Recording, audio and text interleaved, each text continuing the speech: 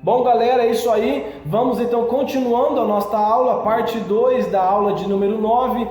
Nós vimos até o versículo de número 7, né, do capítulo de número 15, e agora nós vamos ver o versículo de número 8 e número 9, tá? Sem perca de tempo, sem mais delongas, vamos ver a palavra de Deus continuando o nosso estudo. Versículo de número 8 e 9, capítulo de número 15 do livro de Gênesis. Vamos lá. E ele disse: Senhor Deus, como eu saberei que hei de herdá-la? Vamos ver o 9 também. E ele disse: Tomai para mim uma novilha de 3 anos de idade, uma cabra de 3 anos de idade, e um carneiro de 3 anos de idade, e uma rola e um pombinho. Para um pouquinho aqui, tá? Vamos lá. Ó. Abrão, ele pede uma prova. Ele pede para que Deus mostre que realmente aquilo que ele prometeu vai acontecer, visto que ele já está numa idade avançada e ainda não tem filhos. Deus então vem e pede para Abraão fazer um sacrifício, uma cerimônia, onde nesta cerimônia, neste sacrifício que Abraão prepararia, Deus iria então confirmar a promessa, Deus iria confirmar e cumprir o que ele havia prometido. Então Abraão vai, faz o sacrifício, né? Faz aquela cerimônia, né? Que Deus pede para que ele faça, para então Deus possa cumprir, que Deus possa provar para ele que realmente aquilo que ele está prometendo vai acontecer, tá? Vamos então ao versículo de número 10 ao versículo de número 12, tá? Ó, vamos lá, ó. E tomou para ele todos estes, e os dividiu ao meio, e colocou cada parte na frente da outra, mas as aves ele não dividiu. E quando as aves desciam sobre as carcaças, Abraão as enxotava. E quando o sol estava se pondo, um profundo sono caiu sobre Abraão, e eis que um horror de grande escuridão caiu sobre ele. Nesses versículos, né, nós podemos ver então que Abraão, ele prepara o sacrifício, ele prepara aquilo que Deus pediu, e assim que ele terminou de preparar aquele sacrifício, ele adormece profundamente, tá? Por quê? Porque Deus faz ele adormecer profundamente para revelar toda a promessa na sua magnitude. Deus iria revelar a ele toda a promessa, tudo aquilo que significaria, tudo que estava envolvendo a promessa, todos os pontos, tudo aquilo que Deus estava prometendo a Abraão, ele iria revelar agora, tá?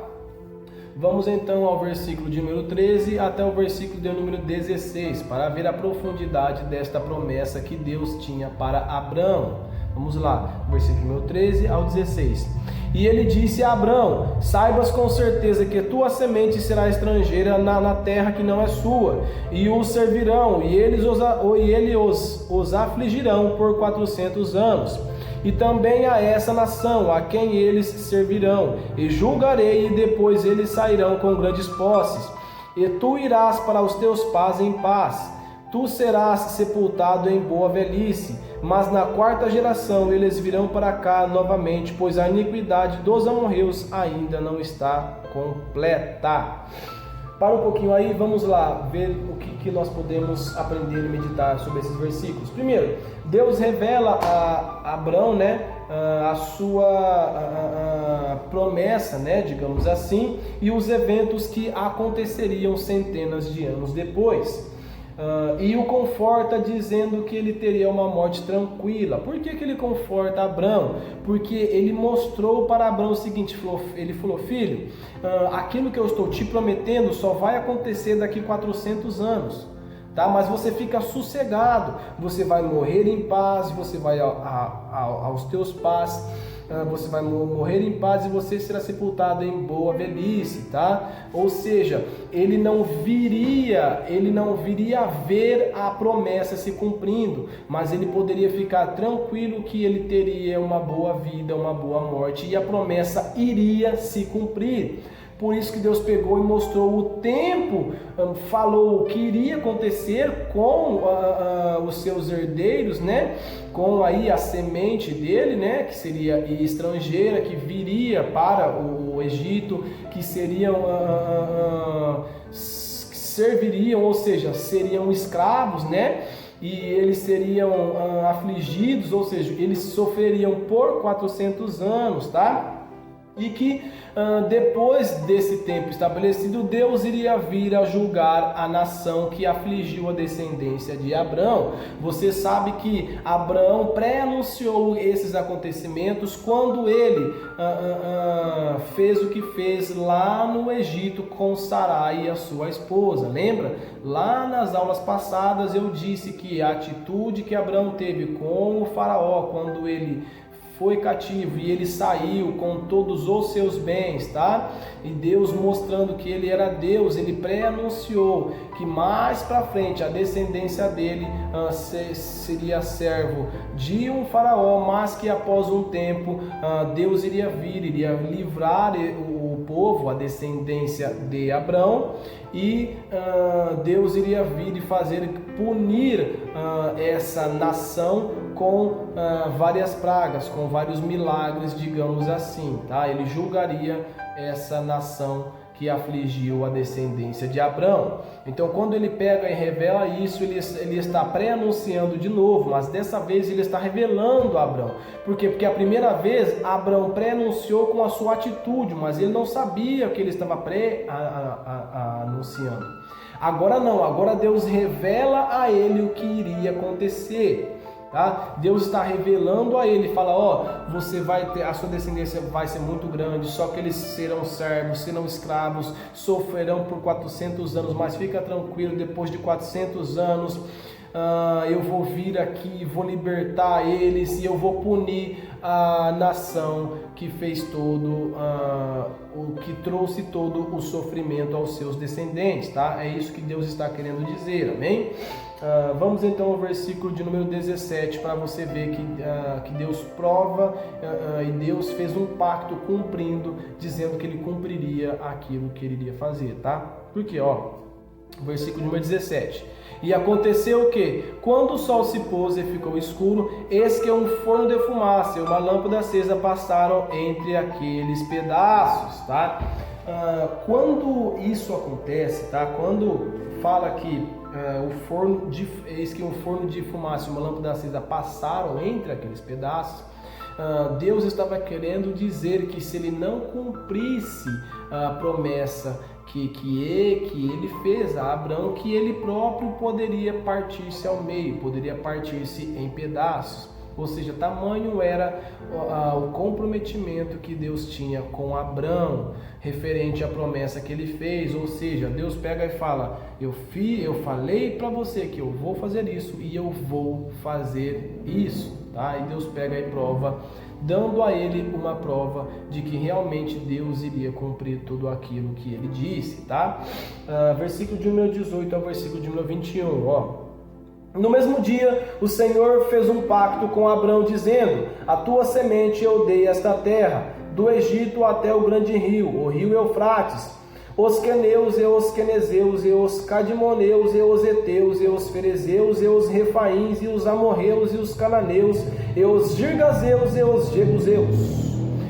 Certo? Nesses versículos, Deus ele faz o segundo pacto com Abrão, tá confirmando a terra, confirmando o tempo, confirmando a descendência, confirmando tudo que iria acontecer. Deus, quando ele firma este segundo pacto, ele revela todos os pontos, ele revela o que vai acontecer, exatamente o que vai acontecer, mas ele dá uma prova de que isso iria se cumprir, tá? E é muito interessante. Por que é muito interessante?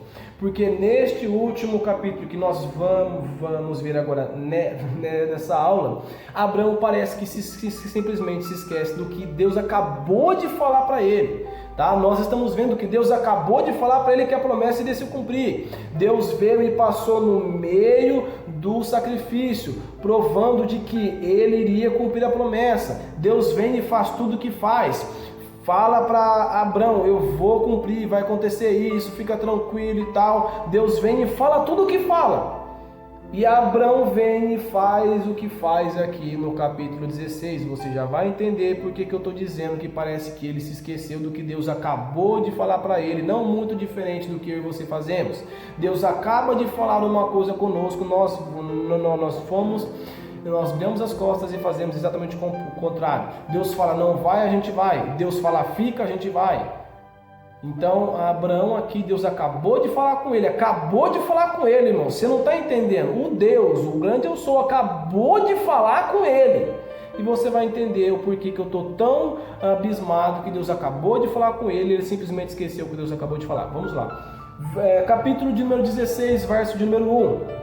Ora, Sarai, esposa de Abraão, não lhe gerava filhos, mas ela tinha uma serva, uma egípcia, cujo nome era Agar.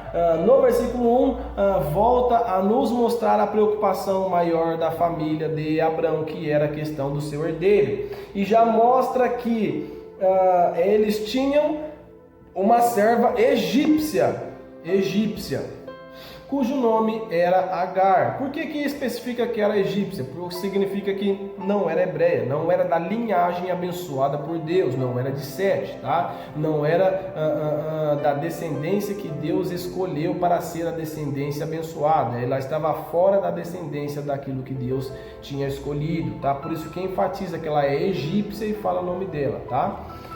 Vamos então ao versículo de número 2 e 3. Para nós, vamos ver então o que acontece quando volta-se a preocupação de se ter um herdeiro na família de Abrão. E Sarai disse a Abrão: eis que o Senhor me tem impedido de gerar. Suplico-te, entra na minha serva. Pode ser que eu possa obter filhos por ela. E Abrão ouviu a voz de Sarai. E Sarai, esposa de Abrão, tomou Agar, sua serva, a egípcia, depois de Abrão ter habitado 10 anos na terra de Canaã, e a deu por mulher a seu marido. Tá, querido? Você precisa prestar muita atenção nisso que nós vamos falar agora, porque isso é algo muito profundo e muito importante, tá? Por quê? Sarai e Abrão, eles agem como Adão e Eva sobre o fruto proibido. Uma vez que Eva escolhe comer o fruto, dá a Adão e Adão aceita, come o fruto. E aí a consequência vem. Da mesma maneira, Abrão, ele ouviu a voz de Sarai. No versículo 2, quando ele termina falando Abrão ouviu a voz de Sarai, mostra que Abraão estava ouvindo mais a sua mulher do que a Deus. Mostra que naquele momento Abrão ouviu a pessoa errada. Por quê? Porque se ele lembrasse do que Deus havia dito, se ele lembrasse da promessa, ele lembraria de que o filho dele, o herdeiro, sairia dele, mas da linhagem prometida. Tá? Ela era egípcia, ela era Agar, ela era uma serva. A linhagem que Deus queria abençoar não era essa, mas Abrão ouviu a sua mulher, tá?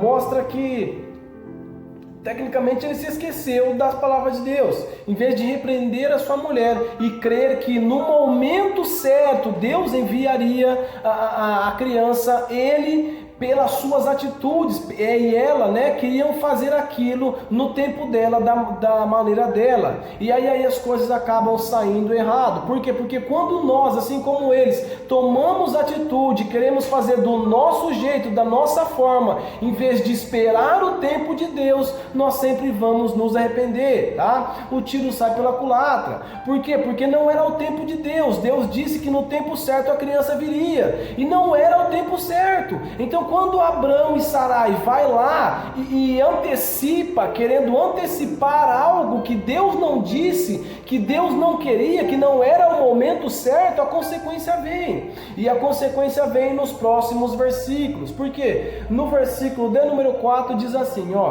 e ele entrou em Agar e ela concebeu. E vendo ela que tinha concebido, sua senhora foi desprezada aos seus olhos. Por quê? A primeira consequência da atitude de Sarai foi ter o desprezo da sua própria serva. A sua serva olhava ela com desprezo, olhava ela com desdém. Por quê? Porque ela tinha um filho do líder do clã e a sua própria esposa não tinha.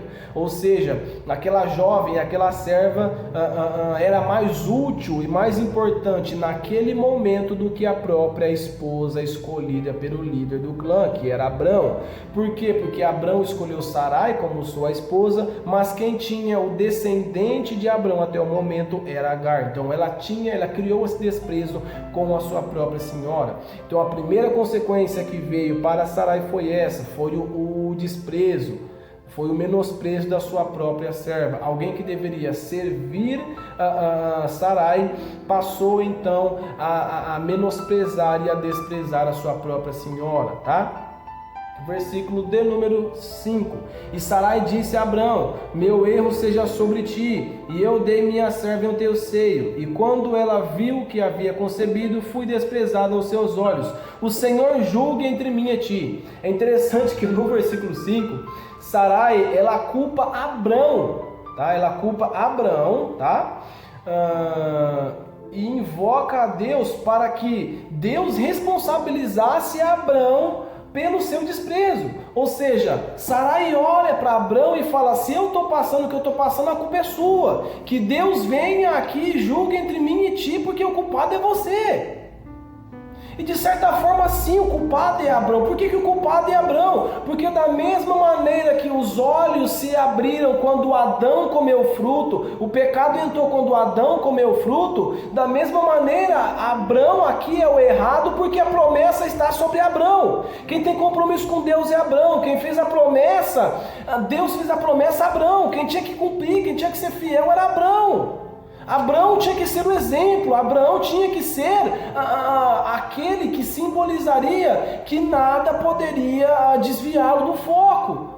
Então, por que ela culpa Abraão? Por que a culpa é de Abraão? Porque ele é o homem, ele é o sacerdote do relacionamento, do casamento, da união. Quem tomou aquela atitude de ir, a mulher foi lá e deu a ideia, mas quem pegou e foi ir foi ele. Foi ele que foi lá, que ouviu a voz da mulher, foi ele que foi e deitou, foi ele que foi e fez o filho. Quem foi lá foi ele. Então sim, a culpa era dele. Mas nós vamos ver que Deus tinha uma promessa tão profunda com Abrão, era tão fiel a Abrão, e Abrão era tão fiel a Deus, que mesmo assim Deus vai abençoar também por causa de Agar. Você vai ver nos próximos versículos. Nós paramos no versículo 5, né? E vamos até o versículo 6. Mas Abrão disse a Sarai: eis que tua serva está à tua mão, fazei a ela como te apraz. E quando Sarai a tratou severamente, ela fugiu da sua face. Versículo de número 6, ó. Abrão mostra que ele não via Agar como a sua esposa. Abrão fala: não, a minha esposa é você. Você pode fazer com a sua serva o que você quiser, eu não vou ligar, tá? Você pode fazer com Agar o que você quiser, porque para mim você é a minha esposa. Então Abrão se reconcilia com a sua esposa e dá autoridade para que a sua esposa resolva este fato por ela própria, por si mesma, tá? Versículo de número 7 ao versículo de número 10, nós vamos ver a consequência, já que Agar fugiu da sua senhora. Vamos ver o que acontece quando Agar foge da sua senhora, tá? Versículo de número 7. E o anjo do Senhor a achou junto a uma fonte de água no deserto, junto à fonte no caminho de Sur. E ele disse: Agar, serva de Sarai, de onde tu vieste, para onde tu vais? E ela disse: eu fujo da face da minha senhora Sarai. E o anjo do Senhor lhe disse: volta à tua senhora e sujeita-te debaixo das suas mãos. E o anjo do Senhor lhe disse: eu multiplicarei a tua semente tão excessivamente que não será contada por seu grande número. É interessante que o anjo aqui, ele mostra que se Agar obedecesse o que o anjo disse e voltasse à sua senhora e servisse a sua senhora, ela seria abençoada. Mais uma vez, outro princípio bíblico que mostra que a promessa está condicionada à obediência. Tá? Você precisa entender esse princípio pelo amor de Jesus Cristo, tá? A promessa de Deus está condicionada à sua obediência. Se você não obedecer aquilo que Deus mandou você fazer, a promessa não vai se cumprir, porque isso não é bagunça.